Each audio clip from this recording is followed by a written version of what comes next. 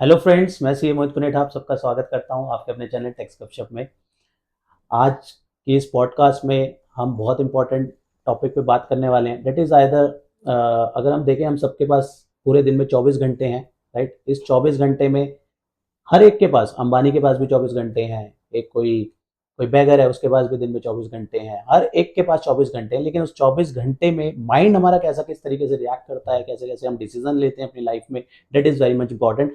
और as a professional, कोई भी हम प्रैक्टिस में हैं, चाहे एज एडवोकेट, सीए, किसी भी डोमेन में प्रैक्टिस कर रहे हैं, हम जॉब कर रहे हैं, लेकिन कुछ चीज़ें जो हम सब के लिए बहुत रेलेवेंट है, आज की इस वीडियो में डिस्कस करते हैं। और आज के इस वीडियो में हमारे साथ है राजेंद्र भाई।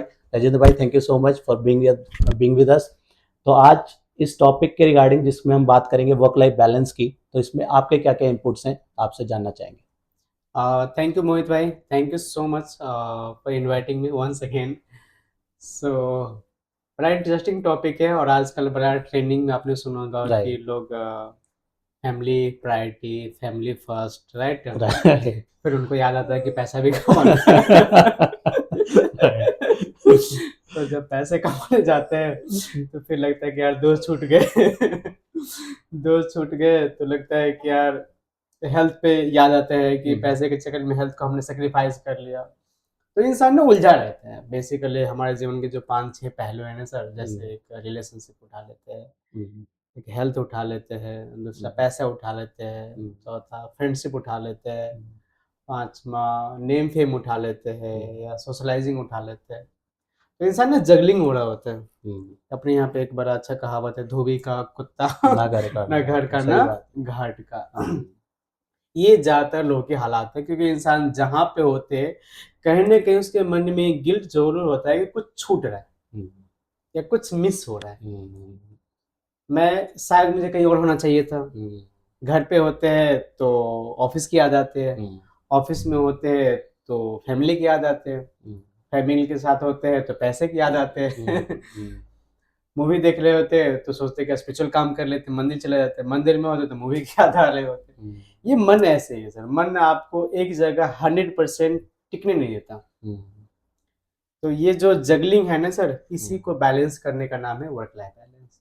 कि आपको गिल्ट फ्री आप जीवन जी सके, कहीं ऐसा ना लगे कि मुझे कुछ मिस हुआ है और वो मिस आपको बहुत गिल्ट दे रहा है।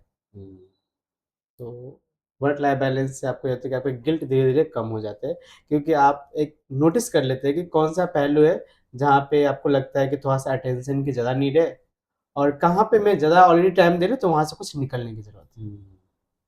अभी कुछ टाइम पहले ना मैं इसी चीज़ को थोड़ा कोरिलेट कर रहा था। मतलब कई बार होता है ना, हम खुद से बात कर रहे होते हैं, तो करेक्ट। ऐसा लगता है कि जैसे मैं इवैल्यूएट कर रहा था कि जैसे कोई, अगर मान लेते हैं कोई बच्चा अभी बहुत छोटा है, मान लो उसको अभी वो प्ले स्कूल में जा रहा है या जनरल स्कूलिंग में जा रहा है ना? तो अब हम उसको देख के सोचेंगे यार इसकी लाइफ बढ़िया है ना? हम इसको अभी कोई टेंशन, दुनियादारी की टेंशन नहीं लेनी है, अपना जाना है, प्ले में है तो प्ले स्कूल में जा रहा है, अपना एन्जॉय कर रहा है। लेकिन उसके माइंड पॉइंट ऑफ व्यू से सोचे तो उसको वो हैप्पीनेस उसके बारे में नहीं पता। हम सोच रहे हैं कि भई वो उसको कितने मज़े, उसकी ज़िंदगी कितनी मज़ेदार हाँ, हाँ, है ना? बिल्कुल। अब वो देखता होगा अपने से बड़ों को, है ना? हुँ, कि वो अपने से बड़ों को, अगर धीरे-धीरे बच्चा जब स्कूलिंग लाइफ में जाता है, बड़ा होता है, वो सोचता है यार मुझे रोज़ सुबह ड्रेस पहननी है, स्कूल जाना है, रोज़ मेरा वो रूटीन है। वो कॉलेज वालों को देखेगा, यार इनको तो ना ड्रेस की टेंशन है, कुछ अपना हैंग आउट भी कर रहे हैं, उनको उसकी लाइफ अच्छी लगेगी, दूर की राइट? ढोल सुहावने लगते हाँ, फिर हैं। उनको कॉलेज वालों के बाद जो फेज़ आएगा, उनको वो दिन अच्छे लगेंगे। मतलब बेसिकली जो पोज़ीशन में जिस पर्सन होता है ना, उसको दूसरे का कंपैरेटिवली अच्छा लग रहा होता है ना?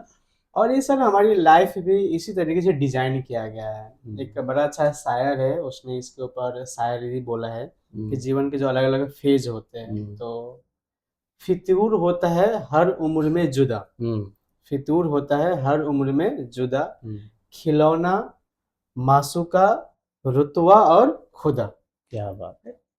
तो जो आप बचपन में है तो जो सेटिस्फेक्शन आपको खिलौने में मिलेगा, आपको बाकी जगह नहीं मिलेगा। जवानी में आपको अट्रैक्शन, दुनियादारी के भोग आपको अच्छा लगता है, आपको बड़ा बनने का मन कर रहा होता है, आपको बाइकिंग का, आपको गर्लफ्रेंड का, आपको बॉयफ्रेंड का भी ऐसे मन कर रहा होता है।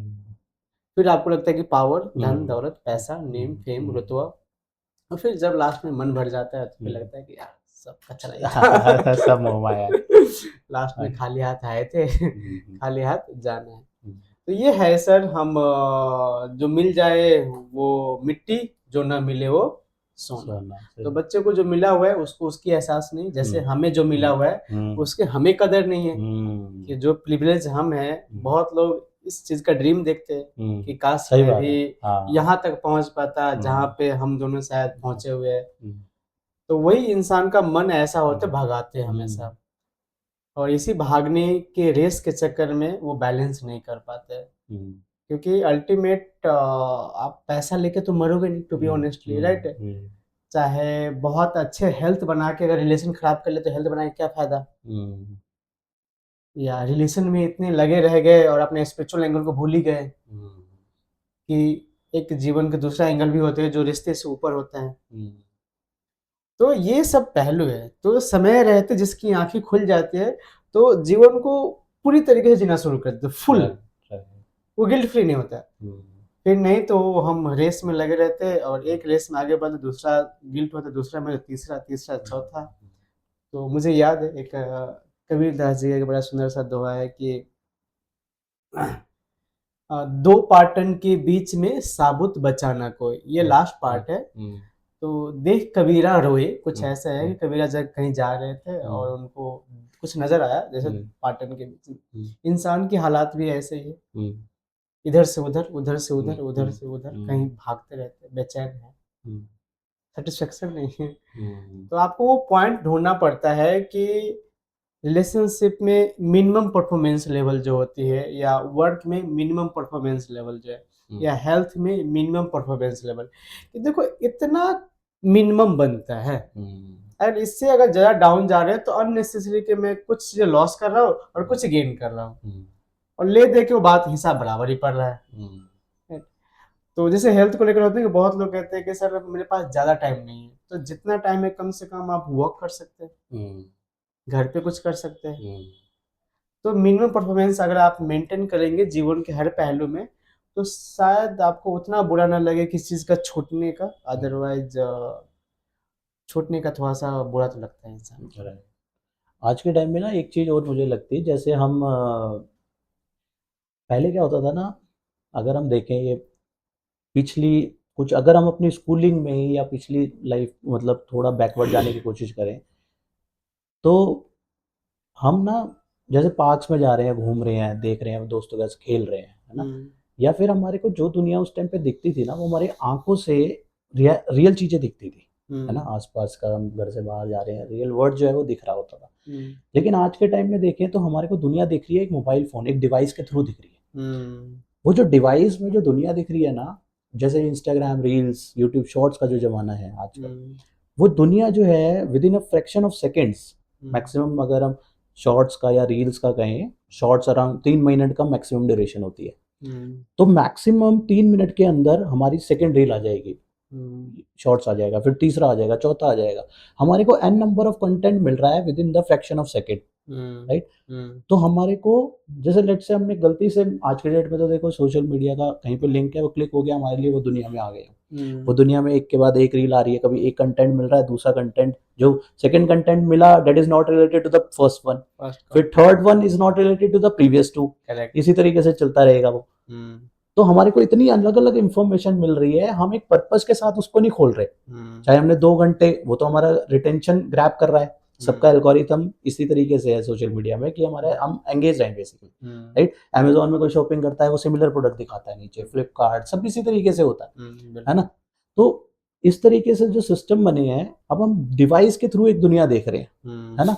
और हमें वो दुनिया ज्यादातर क्या होता है, वो अच्छी वाली दुनिया दिख रही होती है। कोई दिखाएगा, कोई बिजनेस में उतना ग्रोथ दिखा देगा, कोई उतना दिखा देगा, कोई उतना दिखा देगा, just to sell their products basically, है ना। तो हमारे को वो दिन, अब एक, जैसे आपने बात कही कि हमारे को हमारे से नीचे वो वाले नहीं दिखेंगे, कई लोगों का सपना होगा कि ऐसा बन जाए, और हम देखेंगे कि वैसा बन जाए, राइट। तो हम ऊपर की दुनिया देखने के चक्कर में इतनी हमारा ध्यान सबका उधर को तरफ रहता है, लेकिन हम ये नहीं देखते कितनों से बेटर हो चुके हैं, मतलब सेटिस्फेक्शन वाला पार्ट नहीं है। आगे ही बढ़ने की दौड़ के चक्कर में ये पिक्चर कहीं ना कहीं इम्पैक्ट होती रहती है। मुझे याद है कि जैसे एंटरटेनमेंट जो है सर, सोशल मीडिया के थ्रू ज़्यादातर हम कंज्यूम करते हैं, और वो मैक्सिमम कंटेंट एंटरटेनमेंट के थ्रू आता है, राइट? तो पहले एंटरटेनमेंट पे हक हर किसी का नहीं था। एंटरटेनमेंट कुछ ही लोगों को मिल पाते थे, जो रईस लोग हैं, जो पहुंचे हुए लोग हैं। अब हर किसी को with in click, fraction of second. सही बात है। और आपको सुख का एक बड़ा अच्छा गुण है, सुख जो भी मिलते हैं ना, तो बुद्धि थोड़ा सा बंद हो जाती है। सही बात है। चाहे किसी भी तरह का आपको सुख मिले, तो बुद्धि की जो तेजपन होती है ना, थोड़ा सा उस टाइम पे स्लो हो जाती है। तो जैसे हमें एंटरटेनमेंट मिलते हैं तो हम खो जाते हैं। फिर जब होश आते हैं तो 4 घंटे निकल चुका है, 6 घंटे निकल चुका है। तो ये जो वर्चुअल वर्ल्ड जो आया है, तो ये कोई अच्छा या बुरा हम इसको लेबल तो नहीं करेंगे, हाँ, बट ये कि अपने साथ एक गिल्ट लेके जरूर आया है। जब भी आपको होश आता है ना, तो बाद में गिल्ट के अलावा कुछ नहीं मिलता कि मैंने 4 घंटे वेस्ट कर लिया, मैंने 6 घंटे वेस्ट कर लिया, मैंने 2 साल वेस्ट कर लिया, मैंने 6 महीने वेस्ट कर लिया, राइट? तो अगर इस गिल्ट को नहीं चाहिए आपको जीवन में, तो समय रहते आंखें खुल जाए तो बेटर है।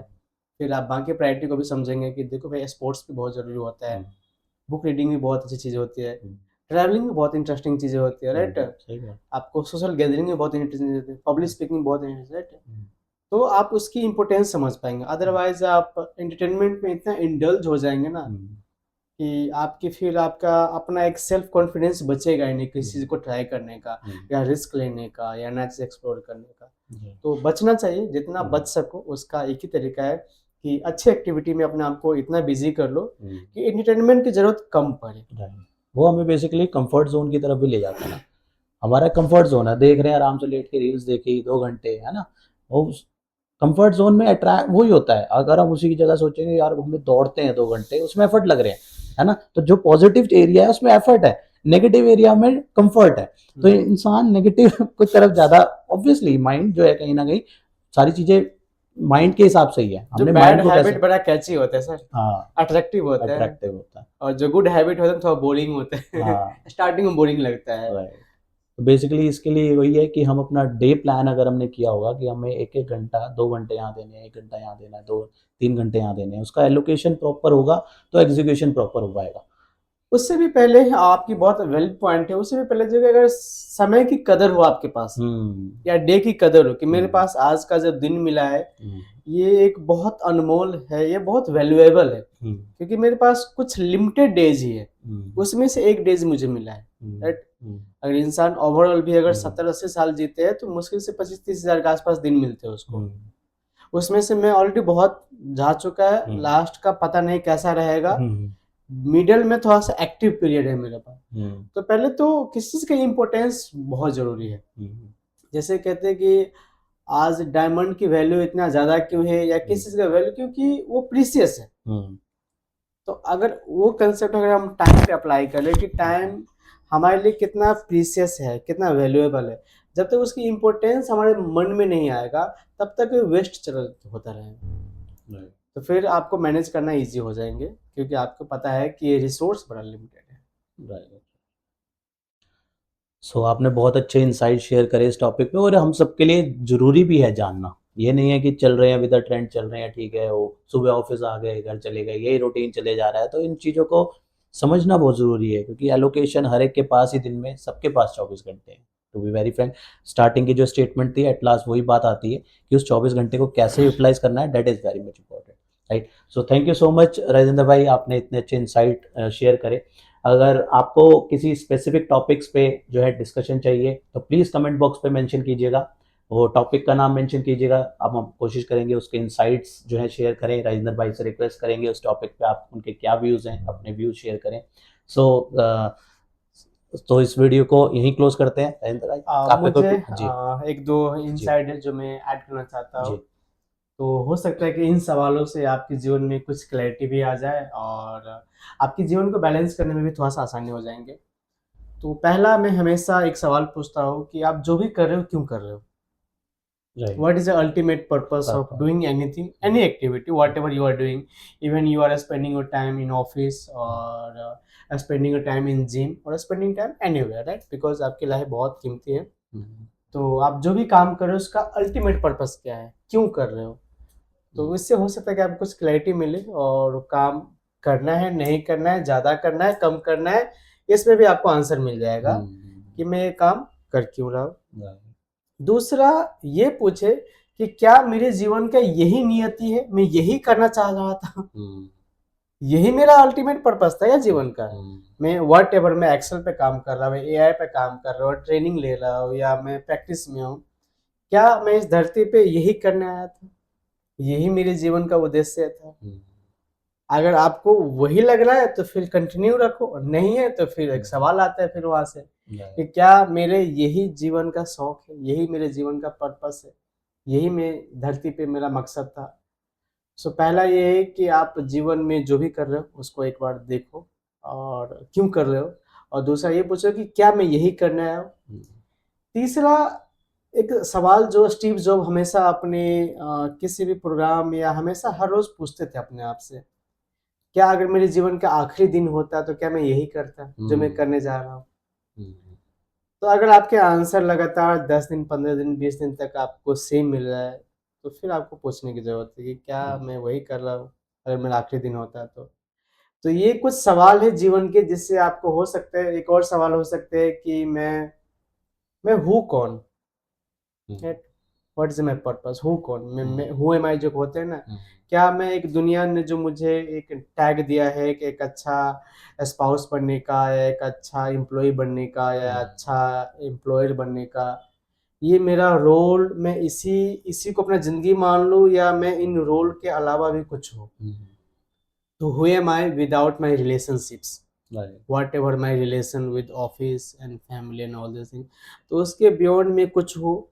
जितना जितना हम उसको खुद को ढूंढेंगे तो उतना उतना हमें खुद के साथ रिश्ता बनेगा, और खुद के साथ जितना रिश्ता बनेगा उतना हमें जीवन में शायद हो सकता है कि एक नए मुकाम पे हम पहुंच पाए। तो कुछ सवाल आप अपने आप से जरूर पूछते रहें, और इससे हो सकता है कि एक और सवाल है कि मैं जी क्यों रहा हूँ, why I am living, because Kabirdas ji का बड़ा सुंदर सा दोहा है कि रात गवाए सोई के, दिन गवाए खाए के।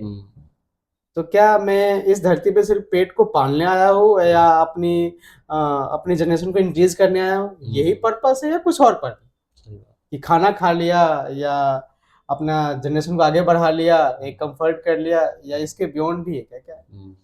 तो कबीरा सोए, तो वो सोने से थोड़ा सा जागना है कि मैं जी ही क्यों रहा हूँ। ये सवाल आपको हो सकता है कि बहुत दूर तक आपको ले जाए और कई साल तक इसका आंसर न मिले, बट जितना जितना आंसर मिलेंगे उतना उतना आपको जीवन में बदलाव दिखेगा। सो थैंक यू मोहित भाई, थैंक यू सो मच आपको फिर से मुझे इनवाइट करने के लिए, एंड आई होप मैंने कुछ वैल्यू ऐड किया होगा। बहुत बहुत धन्यवाद। Thank you so much.